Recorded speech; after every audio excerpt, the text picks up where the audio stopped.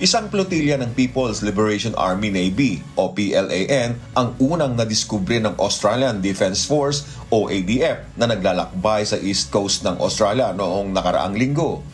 Binubuo ang grupo ng mga barko ng cruiser na Zunyi, ang frigate na Hongyang at replenishment vessel na Waishanyu.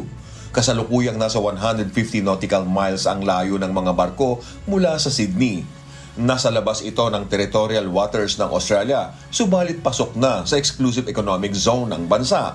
Bagamat nakasang-ayon sa international laws ang ginagawa ng China, tiniyak ni Deputy Prime Minister at Defense Minister Richard Marles na babantayan ng Australian military ang bawat galaw ng mga barko.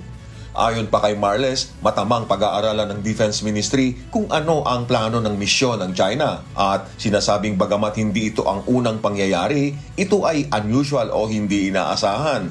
Samantala, nakabantay din sa insidente ang New Zealand military sa pakikipagtulungan sa Australia. Ayon kay New Zealand Defense Minister Judith Collins, wala silang natanggap na abiso mula sa China kung ano ang ginagawa ng mga barko sa rehiyon, gayon din kung ano ang plano nito sa hinaharap. Sa kabilang banda, kinontra ni Shadow Defense Minister Andrew Hastie ang pahayag ng pamahalaan at sinabing hindi lamang unusual ang insidente, kundi hindi humihila pa ng galit. Danny De Leva, humahataw sa balita ngayon.